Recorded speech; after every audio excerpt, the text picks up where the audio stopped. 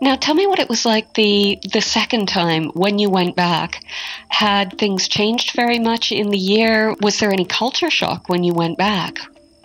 Oh, going to Kenya, there's no culture shock for me. The culture shock is coming back, absolutely. But going back it was an incredible experience because I've been planning on going back for just under a year. So I had been on the back burner of my mind for quite some time. So being able to go back and then be able to bring with me over $20,000 to help the orphanage was very excited. But certainly what I was most excited about was seeing all the children again. The first time they see you, they didn't know I was coming. So their facial expressions, and I think I just got completely tackled and hugged. It was quite a one-of-a-kind experience in that sense, because they do have volunteers come through, but not many return. And so they were surprised I'd come back, and so it was a lot of fun being back there. And of course the children were happy you were there. The directors must have been quite pleased with the fundraising that you had done as well. She was. When I had been corresponding in the beginning of the year with her, I said that the goal was going to be $5,000. That's what I'd hoped towards. But with fundraising, as you know, and as your listeners know, there's no guarantee of raising $1. And so I was hoped to raise $5,000 in the beginning, but it became very clear by about Christmas time that we'd exceeded that goal. So I hadn't actually told the director how much had been fundraised, because it wasn't until the last week before I left for Kenya that the money went from about $10,000 to $20,000. So there was quite a jump in the amount raised, and so I was still reeling in shock a little bit with that huge jump the last week before I left for Kenya. So we were sitting down in her office, and we were devising a budget plan. We had agreed on a lot of things, but she didn't know that we had a lot more money to do things with than initially planned. So I said, well, Mary, would you like to know how much has been raised? It'll help us devise a budget, obviously.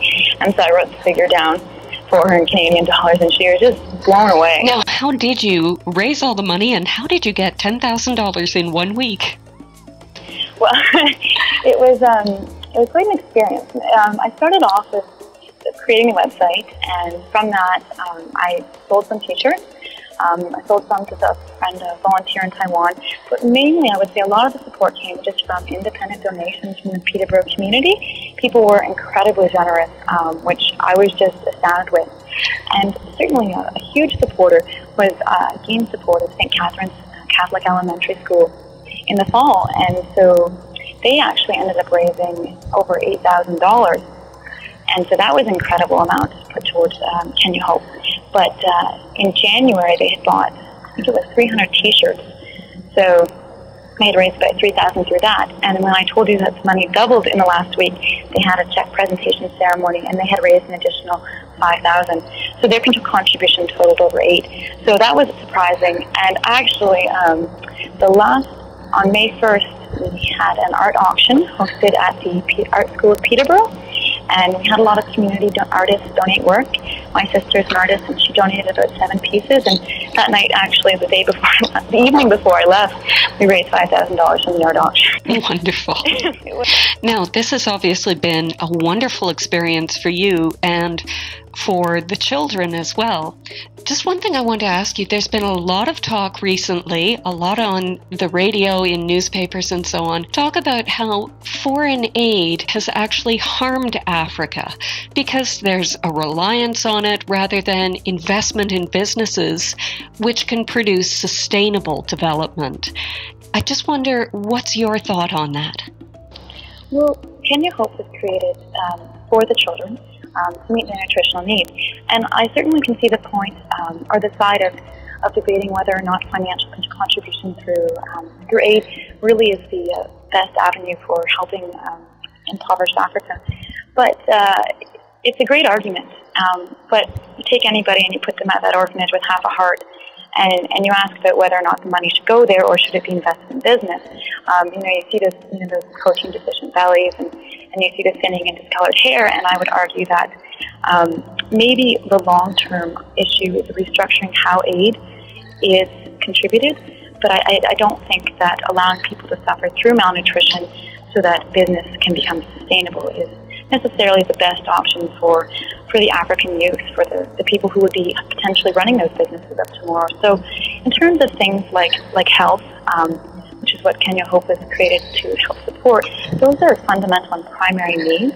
Yes, business does need to become sustainable, economies need to grow, but somebody suffering from malnutrition or in terms of AIDS, they really need immediate assistance. And I don't think that 25 years down the road of restructuring our aid is really going to provide them any assistance, because they probably won't still be living. So I do see the validity of the argument, but in terms of meeting needs, hunger comes first. What about you? Will you be heading back to Africa, do you think? Oh, absolutely. No question about it. Kenya Hope is to raise another $5,000, and that's primarily to be able to feed the cows. It costs $2,000 to feed them per year, and hungry cows can't produce milk. But the other issue is that cows need to be bred annually and calved to actually produce milk. So I will be fundraising to continue with the milk program, but also I'm planning on returning in June of 2010 to bring those funds over as well. So you won't just be returning to Africa, you'll be returning directly to the orphanage itself. Oh, absolutely. I think if in the future, whenever my toe steps on that continent in Africa, I will have to find a way to make it to Kenya.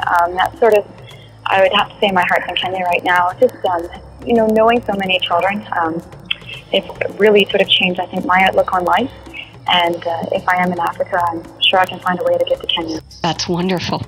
Thank you very much. Oh, thank you for having me. That was Sarah Beck in conversation with ArtsIO 9 grad Carolyn Maskens.